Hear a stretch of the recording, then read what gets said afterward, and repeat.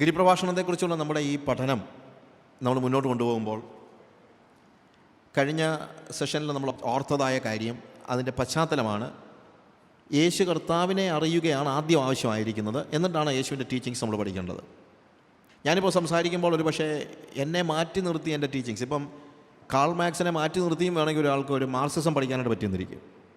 അത് വലിയൊരു പ്രശ്നമല്ല. ഒരു ഫിലോസഫി പറഞ്ഞ ആളുകൾ ഇപ്പം പ്ലേറ്റോയെ അറിയാതെയും ഒരു പരിധി വരെ പ്ലേറ്റോയുടെ ചിന്തകൾ നമുക്ക് പഠിക്കാനായിട്ട് പറ്റിയെന്നിരിക്കും. പക്ഷേ യേശുവിനെ മാറ്റി നിർത്തി യേശുവിൻ്റെ ഉപദേശം പഠിക്കുന്ന പ്രശ്നമേ ഉദിക്കുന്നില്ല.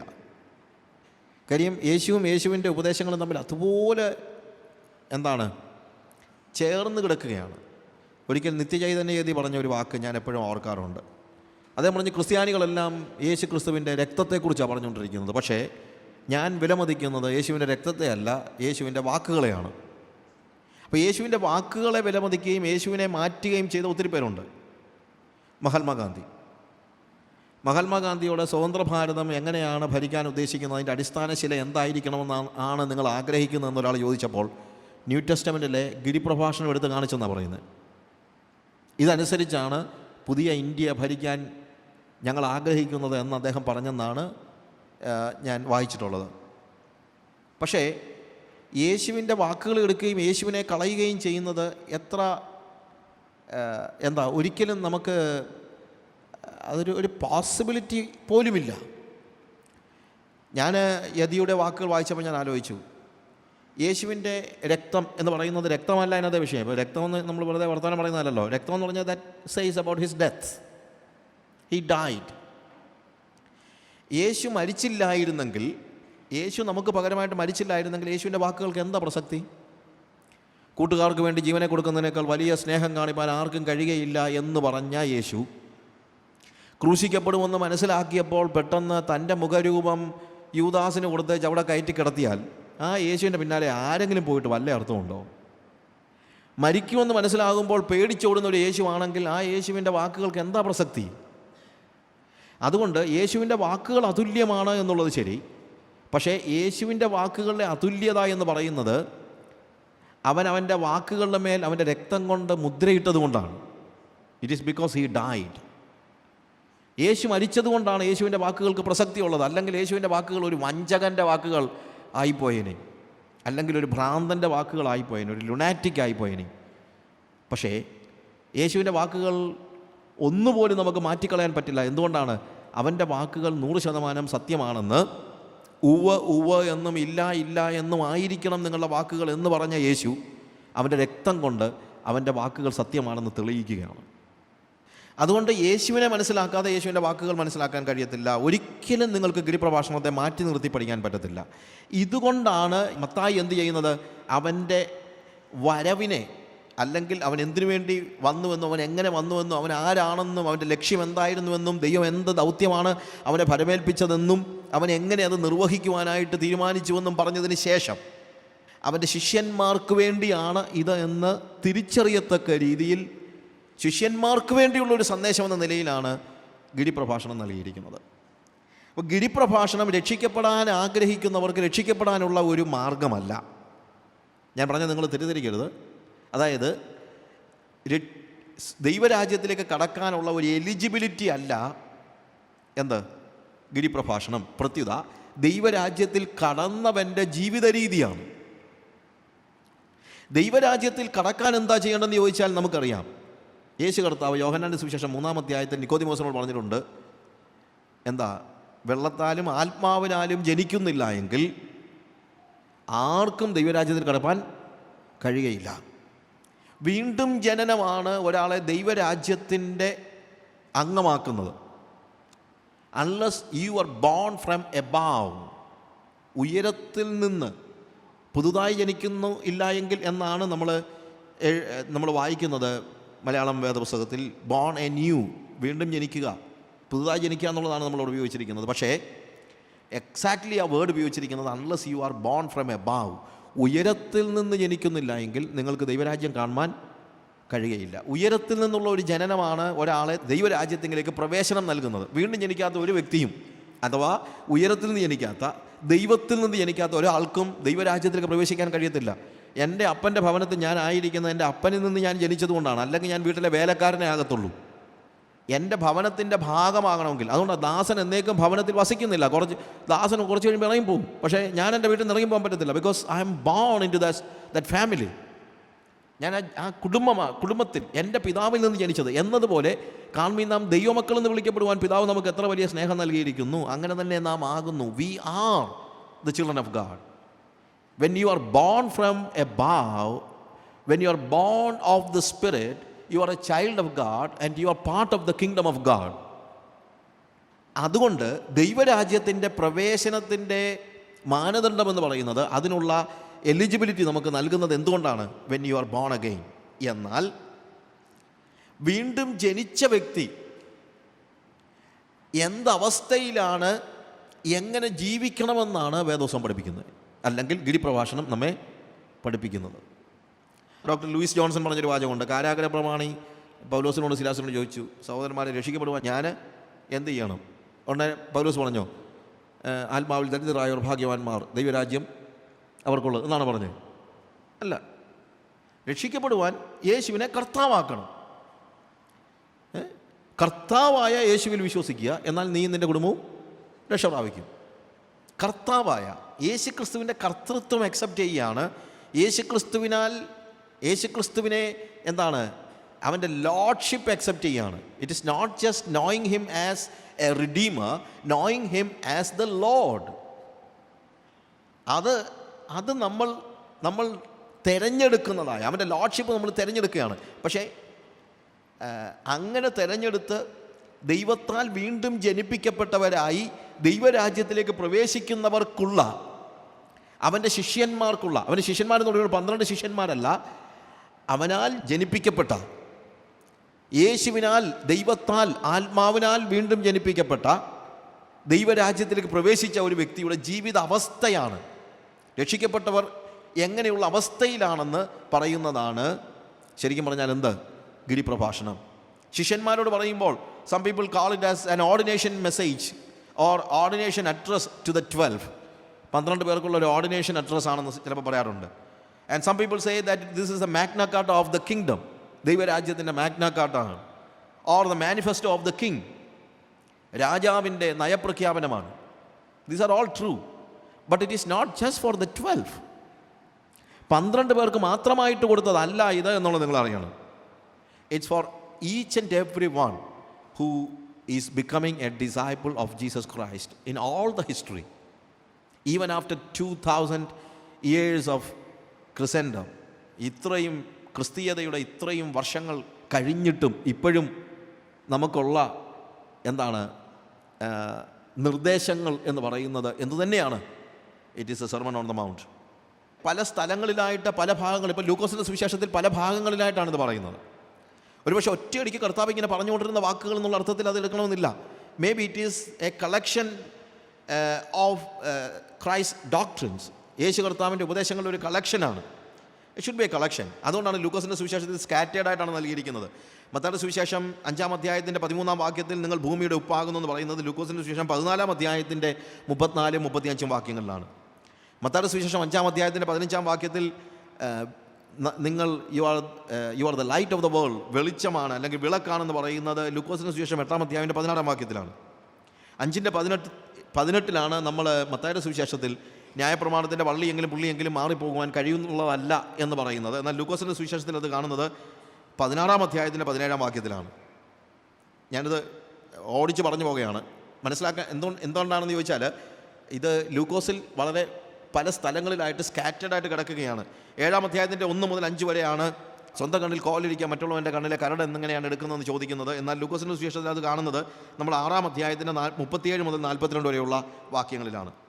യാചിപ്പിൻ എന്നാൽ നിങ്ങൾ കിട്ടും, അന്വേഷിപ്പിൻ നിങ്ങൾ കണ്ടെത്തും, മുട്ടുപിൻ തുറക്കപ്പെടും എന്നുള്ള ഭാഗം നമ്മൾ മത്തായിയുടെ സുവിശേഷത്തിൽ 7-ാം അധ്യായത്തിൻ്റെ 7 മുതൽ 12 വരെയാണ് കാണുന്നത്. എന്നാൽ ലൂക്കോസിൻ്റെ സുവിശേഷം നമ്മൾ കാണുന്നതിൻ്റെ 11-ാം അധ്യായത്തിൻ്റെ 9 മുതൽ 13 വരെയുള്ള വാക്യങ്ങളിലാണ്. എന്നാൽ ഈ ഗിരിപ്രഭാഷണത്തിലെ ഏറ്റവും സത്ത എന്ന് പറയാവുന്ന ബിയാറ്റിറ്റ്യൂഡ്സ് അല്ലെങ്കിൽ അനുഗ്രഹവചനങ്ങൾ, ആത്മാവിൽ ദരിദ്രരായവർ ഭാഗ്യവാന്മാർ, അനുഗ്രഹീതർ എന്ന് പറയുന്ന ആ അനുഗ്രഹവചനങ്ങൾ മത്തായിയുടെ സുവിശേഷം 5-ാം അധ്യായത്തിൻ്റെ 2 മുതൽ 12 വരെയുള്ള വാക്യങ്ങളിൽ കാണുന്നത് ലൂക്കോസിലും ഏതാണ്ട് ഒരുപോലെ അതിൻ്റെ ഒരു പാരലലായിട്ട് നമ്മൾ കാണുന്നത് ലൂക്കോസിൻ്റെ സുവിശേഷം 6-ാം അധ്യായത്തിൻ്റെ 20 മുതൽ 25 വരെയുള്ള വാക്യങ്ങളാണ് നമ്മൾ കാണുന്നത്.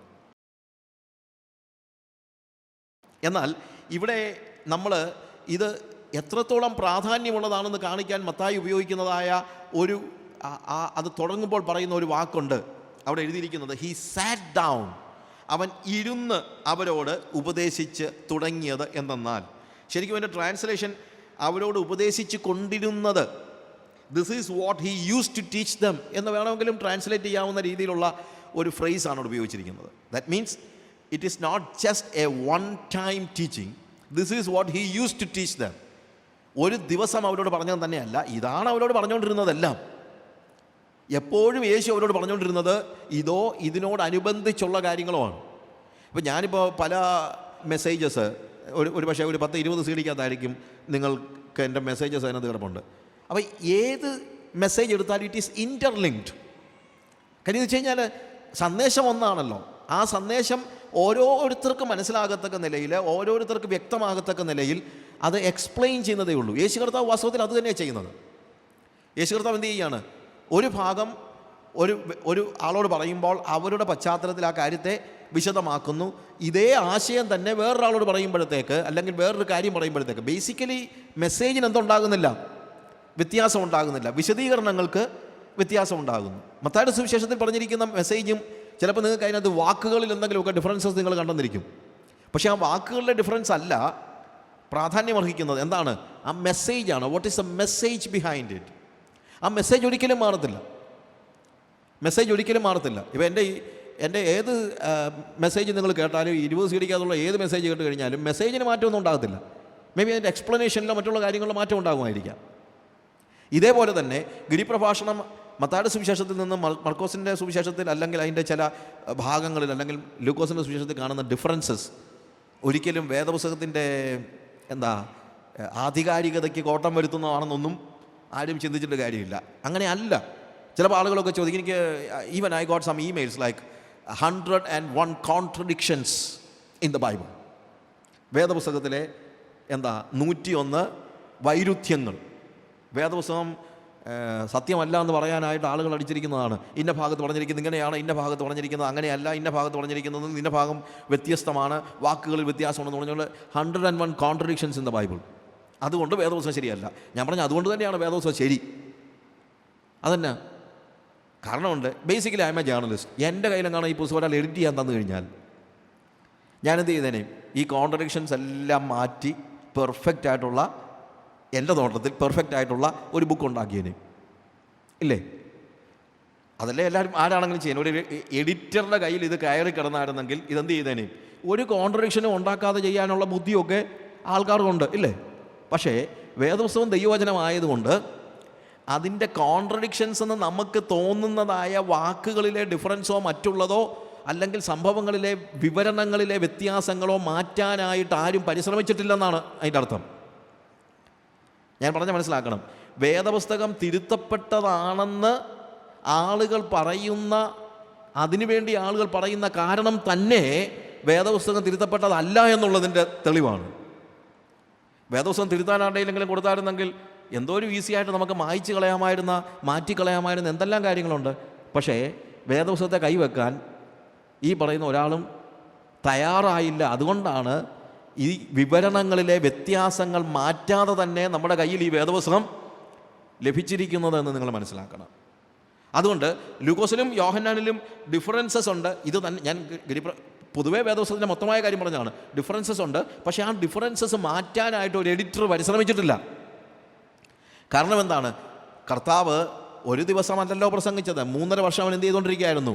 പ്രസംഗിച്ചുകൊണ്ടേ ഇരിക്കുകയായിരുന്നു. ഈ 3.5 വർഷത്തെ പ്രസംഗം കൂടെ എഴുതി വെച്ച് കഴിഞ്ഞായിരുന്നെങ്കിൽ ഐ എം ക്വൈറ്റ് ഷുവർ എന്താണ്, വേദപുസ്തകത്തിന് ഇത്രയും പേജസ് ഒന്നും പോരാ. അവൻ ഒരിടത്ത് പ്രസംഗിച്ച കാര്യം അത് മറ്റൊരു സ്ഥലത്തേക്ക് ചെല്ലുമ്പോഴത്തേക്ക് എന്താണ്, when he is repeating it what happens, വിവരണങ്ങളിലെ വ്യത്യാസം ഉണ്ടായിരിക്കുന്നു എന്ന് നിങ്ങൾ മനസ്സിലാക്കിയാൽ മതി. അത്രയേ ഉള്ളൂ. അപ്പോൾ ലൂക്കോസിൻ്റെ സുവിശേഷത്തിലും മത്തായിയുടെ സുവിശേഷത്തിലുള്ള ആ വാക്യങ്ങളുടെ പാരലലായിട്ടുള്ള കാര്യങ്ങൾ ഒരിടത്ത് അടുക്കി മത്തായി പറഞ്ഞിരിക്കുന്നു. ലൂക്കോസ് അതെന്ത് ചെയ്യുന്നത്? സ്കാറ്റർ ചെയ്ത പല സ്ഥലങ്ങളിലായിട്ട് കിടക്കുന്നു എന്നുള്ളതാണ്. അതുകൊണ്ടാണ് അവിടെ ഞാൻ പറഞ്ഞ ട്രാൻസ്ലേഷൻ്റെ ഡിഫറൻസ്. അവൻ അവരെ ഉപദേശിച്ചതെന്തെന്നാൽ ഉപയോഗിച്ചിരിക്കുന്ന വാക്ക് 5-ാം അധ്യായം തുടങ്ങുമ്പോൾ തന്നെ അവിടെ കാണുന്ന കാര്യം, അവൻ പുരുഷാരത്തെ കണ്ടാറെ മലമേൽ കയറി, അവൻ ഇരുന്ന ശേഷം ശിഷ്യന്മാർ അവൻ്റെ അടുക്കൽ വന്നു, അവൻ തിരുവായി മൊഴിഞ്ഞ് അവരോട് ഉപദേശിച്ചത് എന്തെന്നാൽ എന്ന് പറയുന്നത് വേണമെങ്കിൽ ട്രാൻസ്ലേറ്റ് ചെയ്യാവുന്നതാണ്. This is what he use to teach them. ഇങ്ങനെയായിരുന്നു അവൻ അവരോട് ഉപദേശിച്ചു കൊണ്ടിരുന്നത്. എന്നാൽ അവിടെ ഉപയോഗിച്ചിരിക്കുന്ന വാക്ക് ഹി സാറ്റ് ഡൗൺ. വാസ്തവത്തിൽ റബിമാരൊക്കെ പല രീതിയിലാണ് നമ്മൾ പഠിപ്പിക്കുമ്പോഴത്തേക്ക് പല രീതിയിൽ കാര്യങ്ങൾ പഠിപ്പിക്കുന്നുണ്ട്. റബിമാർ നടന്നുകൊണ്ട് പഠിപ്പിച്ചതായിട്ടുള്ള ചില കാര്യങ്ങളുണ്ട്. അവർ സംസാരിച്ചുകൊണ്ടിരിക്കുമ്പോൾ തന്നെ യേശു കർത്താവ് തന്നെ നടക്കുന്നതിൻ്റെ കൂട്ടത്തിൽ സംസാരിക്കുന്നുണ്ട്. എന്നാൽ ഇരുന്ന് പറയുന്നതായ കാര്യങ്ങൾ കൂടുതൽ പ്രാധാന്യമുള്ളതായ കാര്യങ്ങളാണ്. ഹി സാറ്റ് ഡൗൺ എന്ന് പറഞ്ഞാൽ അതിൻ്റെ അർത്ഥം ഗിരിപ്രഭാഷണം വളരെ സീരിയസ് ആയിട്ടുള്ള ഒരു കാര്യമാണ്. ക്രിസ്തീയമായ മെസ്സേജസിൽ പെട്ടെന്ന് നമുക്ക് ഓർപ്പിക്കാൻ പറ്റുന്നതായ പല കാര്യങ്ങളുണ്ടായിരിക്കാം. And there are something very serious that you cannot play music with. ചില കാര്യങ്ങൾ നമുക്ക് ലഘുവായിട്ട് പറയാൻ പറ്റുന്നിരിക്കും, കഥകളിലൂടെ പറയാൻ പറ്റുന്നിരിക്കും. പക്ഷേ കഥകളിലൂടെ പറയാതെ, അല്ലെങ്കിൽ പറയാൻ കഴിയാത്തതായ, നേരിട്ട് പറയേണ്ടതായ ചില കാര്യങ്ങളുണ്ട് ഡയറക്റ്റായിട്ട്. അതിന് വ്യാഖ്യാനം പോലും ആവശ്യമില്ല. പാരബിൾസിനെ കുറിച്ച് ഞാനിങ്ങനെ പഠിച്ചുകൊണ്ടിരുന്ന കൂട്ടത്തിൽ എനിക്ക് മനസ്സിലായ ഒരു കാര്യമുണ്ട്. പാരബിൾസ് യേശു കർത്താവ് വീണ്ടും വ്യാഖ്യാനിക്കുന്നുണ്ട്. അപ്പം ഞാൻ ആദ്യം വായിച്ചപ്പോൾ ചിന്തിച്ചു, പാരബിൾസ് എന്തെങ്കിലും പറയുന്നത് വ്യാഖ്യാനിക്കാനാണല്ലോ പാരബിൾസ്. പക്ഷേ ഇല്ലേ, ഉപമകൾ എന്ന് പറയുന്നത് എന്താണ്? എന്തെങ്കിലും ഒരു സനാതനമായ ഒരു സത്യം നമുക്ക് മനസ്സിലാക്കാൻ കുറേ കൂടെ കഥകൾ ചേർത്ത് പറയുക എന്നുള്ളതാണ് സ്വാഭാവികമായി പാരബിൾസിനെ കുറിച്ച് നമ്മൾ മനസ്സിലാക്കിയിരിക്കുന്നത്. പക്ഷേ യേശു കർത്താവ് പാരബിൾസ് ഉപയോഗിച്ചത് കുറച്ചുകൂടെ ഡിഫറൻ്റ് ആയിട്ടാണ്. ഈസോപ്പ് കഥകൾ പറയുന്നത് പോലെ അല്ല. യേശു കർത്താവ് കാര്യം മനസ്സിലാക്കാൻ കുറച്ച് കഥ പറഞ്ഞതല്ല. നോർമലായിട്ട് ആളുകളോട് സംസാരിച്ചുകൊണ്ടിരുന്നപ്പോൾ കർത്താവ് പറഞ്ഞ ഉപമകൾ തന്നെ കർത്താവ് എന്ത് ചെയ്യുന്നു? ശിഷ്യന്മാരെ അടുത്ത് വരുമ്പോൾ അവർക്ക് വീണ്ടും അത് വ്യാഖ്യാനിച്ചു കൊടുക്കുന്നു. ഉപമകൾ യേശു വ്യാഖ്യാനിച്ചു കൊടുക്കുന്നുണ്ട്, പക്ഷേ കൽപ്പനകൾ അവൻ ഒരിക്കലും വ്യാഖ്യാനിച്ചു കൊടുക്കുന്നില്ല.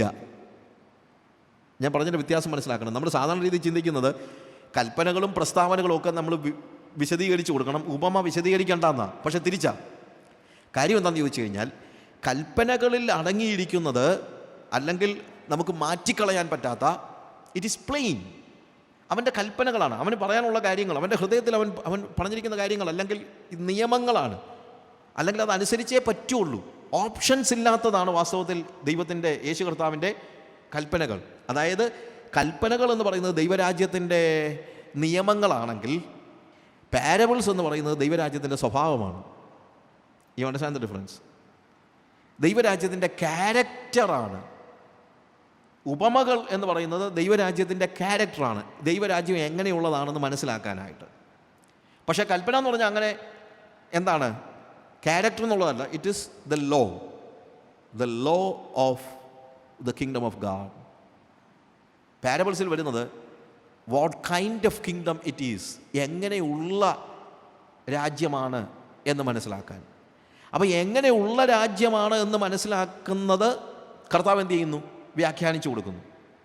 പക്ഷേ ഗിരിപ്രഭാഷണം കർത്താവ് വ്യാഖ്യാനിച്ചു കൊടുക്കുന്നില്ല, അതിൻ്റെ ആവശ്യമില്ല. അത് നമ്മൾ അനുസരിച്ചേ പറ്റുള്ളൂ.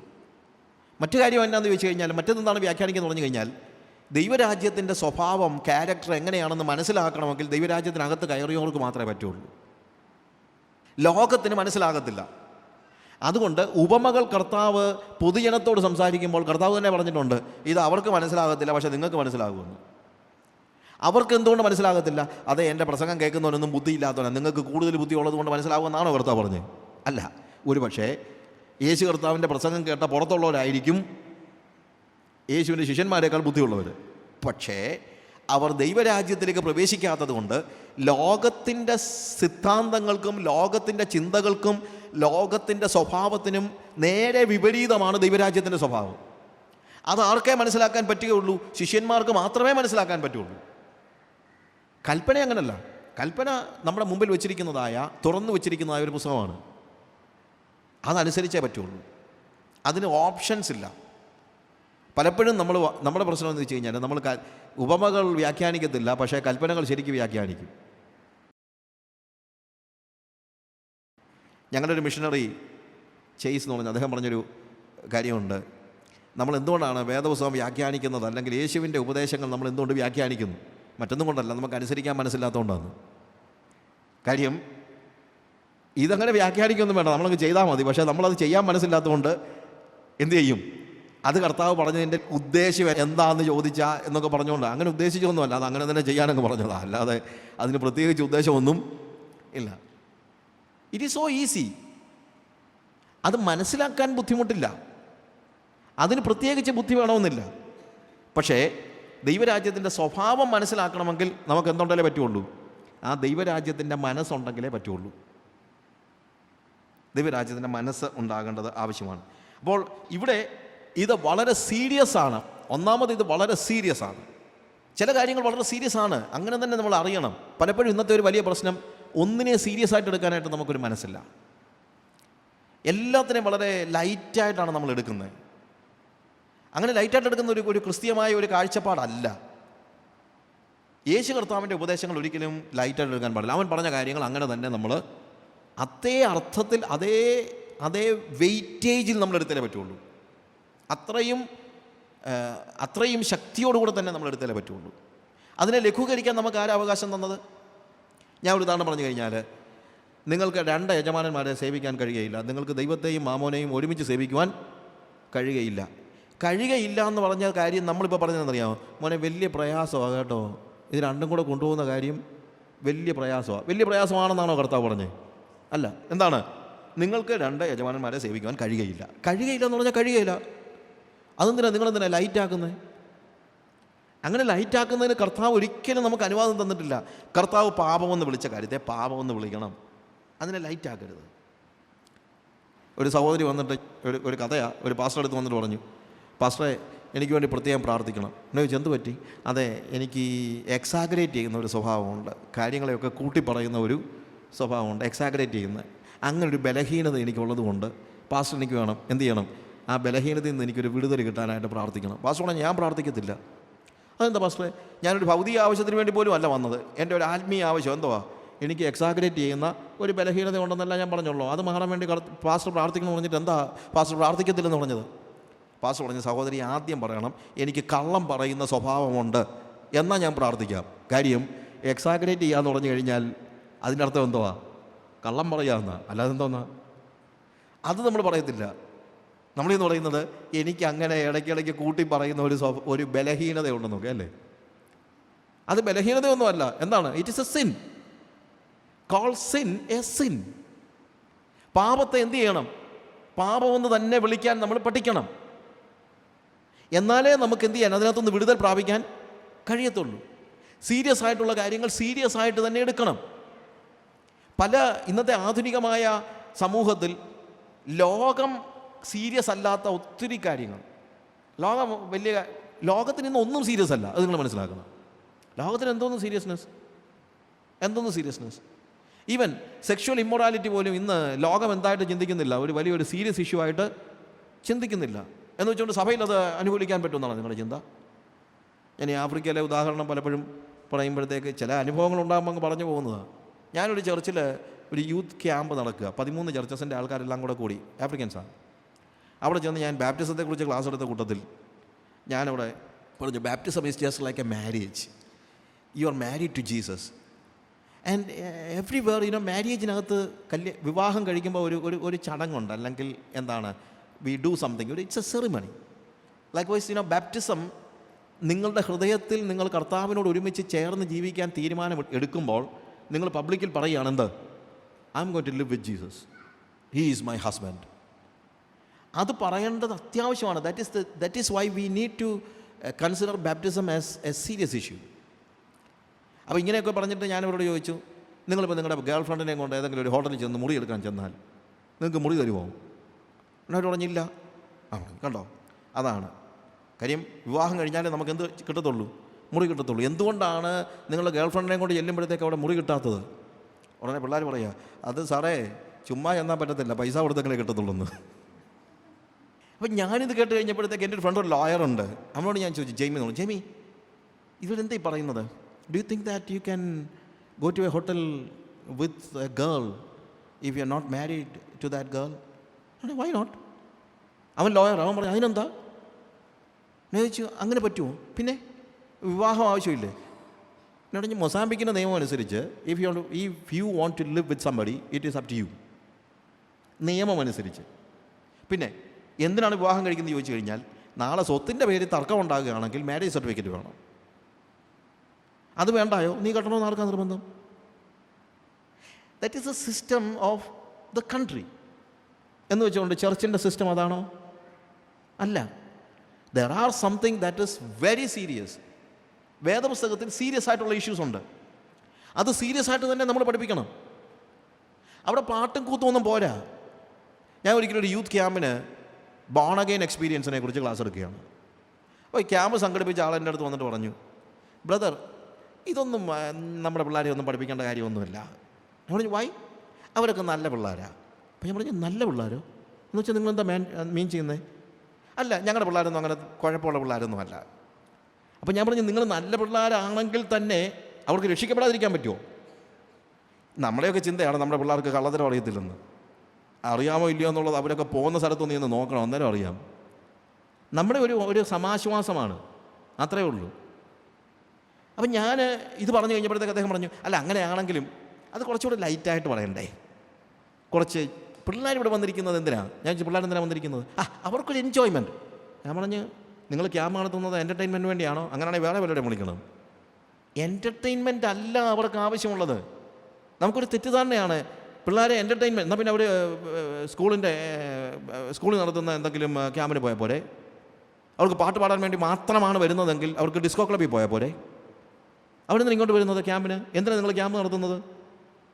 അവർക്ക് ആവശ്യമായിട്ടുള്ള ബോൺ അഗെയിൻ എക്സ്പീരിയൻസിനെ കുറിച്ചാണ് ഞാൻ പറഞ്ഞത്, അല്ലാതെ വേറെ ഒന്നുമല്ല. And I am not an entertainer, I have a message.